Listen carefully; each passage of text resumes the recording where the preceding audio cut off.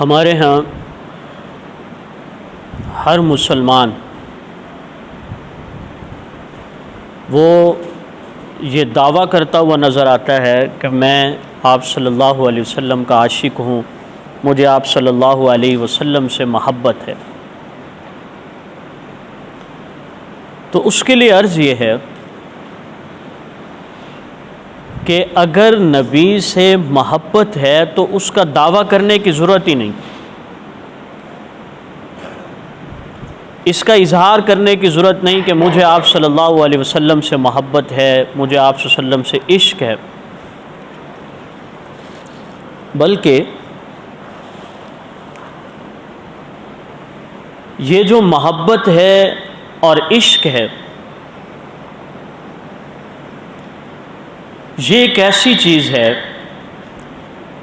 جس کے بتانے کی ضرورت ہی نہیں ہوتی، اس کا اندازہ خود بخود ہو جاتا ہے۔ جتنا اس نے آپ صلی اللہ علیہ وسلم کی تعلیمات پر عمل کیا ہوگا اتنی اسے نبی سے محبت ہوگی۔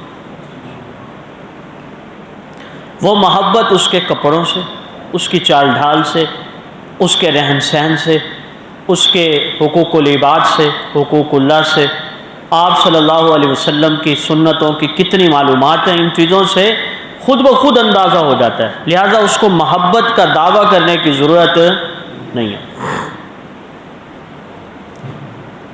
اور اگر کوئی شخص چاہتا ہے کہ اسے آپ صلی اللہ علیہ وسلم سے محبت ہو جائے تو آپ صلی اللہ علیہ وسلم نے اس کا نسخہ بتایا، اور وہ نسخہ بڑا کمال کا ہے۔ فرمایا من احب سنتی فقد احبنی، جس نے میری سنت سے محبت کی اس نے مجھ سے محبت کی۔ ٹو دی پوائنٹ، اور آخری نقطہ یہی ہے، من احب سنتی فقد احبنی، آقا فرماتے ہیں جس نے میری سنت سے محبت کی اس نے مجھ سے محبت کی۔ ومن احبنی، اور جس نے مجھ سے محبت کی، کانا معی فی الجنہ، وہ جنت میں آپ صلی اللہ علیہ وسلم فرماتے ہیں وہ جنت میں میرے ساتھ ہوگا۔ اب مزیدار بات یہ ہے، اگر کسی کو جنت مل جاتی ہے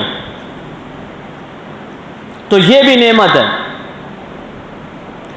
اور اگر اس جنت میں آپ صلی اللہ علیہ وسلم کا دیدار بھی ہو جائے تو یہ اس سے بھی بڑی نعمت ہے۔ لہذا مختصر بات یہ ہے، آپ صلی اللہ علیہ وسلم فرماتے ہیں کہ اگر کوئی شخص چاہتا ہے کہ مجھ سے محبت کرے، جنت میں چلا جائے، اس کا نسخہ یہ ہے کہ وہ میری سنتوں پر عمل کرے، مجھ سے محبت بھی ہوگی، جنت میں بھی جائے گا، اسے جنت میں بھی میرا دیدار حاصل ہوگا۔ آپ صلی اللہ علیہ وسلم کی ایک سنت ہے، جب نہانے کے لیے حمام میں جاؤ، غسل خانے میں، 4 دیواری ہے، دروازہ بند ہے، لیکن پھر بھی سنت یہ ہے کہ آپ اپنے ان اعضاء کو چھپائیں، کپڑا باندھیں، کوئی نہیں دیکھ رہا، فرشتے تو ہیں۔ سمجھ آ رہی ہے بات؟ امام احمد بن حنبل رحمہ اللہ اس وقت امام نہیں تھے، کہتے ہیں قافلے کے ساتھ تھا میں، نہانے کا وقت آ گیا، لوگ دھڑا دھڑ حمام میں جا رہے ہیں اور نہا کے آ رہے ہیں، میں ان سے کہتا ہوں یار مجھے کپڑا دو، وہ کہتے ہیں کپڑا کس لیے؟ میں کہتا ہوں میں حمام میں جب جاؤں گا تو میں چاہتا ہوں کہ کپڑا باندھ کے جاؤں۔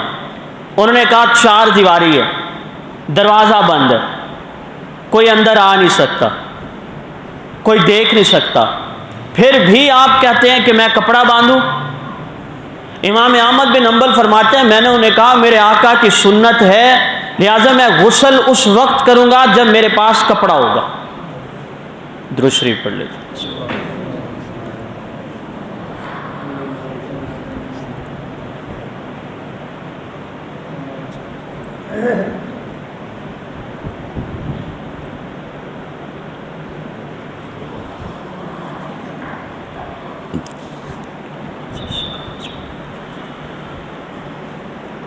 امام احمد بن حنبل فرماتے ہیں میں نے انہیں کہا میں اس وقت جاؤں گا جب میرے پاس کپڑا ہوگا. کپڑا لائے، کم از کم اتنا کپڑا ہو کہ یہ جو اعضاء ہیں یہ چھپ جائیں. میں نے اس کپڑے کو باندھا، غسل کیا. غسل سے جب فری ہوا میں سویا، اور جیسے ہی سویا تو مجھے آواز آئی. آواز کیا آئی؟ احمد بن حنبل، اللہ نے تم نے نبی کی سنت پر عمل کیا، اس سنت کی وجہ سے اللہ نے تمہاری بخشش کر دی، تمہاری بخشش بھی کر دی، اور اب اللہ تمہیں امام بنائے گا. میں نے کہا تم کون ہو؟ انہوں نے کہا میں جبریل علیہ السلام ہوں. اب امام کون سا؟ ایک امام تو آپ کی مسجد کے امام ہوتے ہیں، وہ نہیں. جیسے امام ابو حنیفہ، امام مالک، امام شافعی، ایسے امام احمد بن حنبل رحمۃ اللہ علیہ ہیں. اور سعودی عرب کا جو ملک ہے یہ لوگ حنبلی ہیں، امام احمد بن حنبل کے پیروکار ہیں. تو ایک سنت پر عمل کی وجہ سے بخشش بھی ہو گئی اور اللہ نے انہیں لاکھوں لوگوں کا امام بھی بنا دیا. تو یہاں تک یہ بات اپنے دل اور دماغ میں نقش کر لیجئے کہ نبی سے محبت کے لیے ضروری ہے کہ آپ صلی اللہ علیہ وسلم کی سنت پر کیا کیا جائے؟ عمل کیا جائے. اگر ایک آدمی سنتوں پر عمل نہیں کرتا، سنت کا اسے پتہ ہی کوئی نہیں، اور پھر وہ آپ صلی اللہ علیہ وسلم سے محبت کا دعویٰ کرتا ہے، تو وہ ہرگز اسے نبی سے محبت نہیں ہے.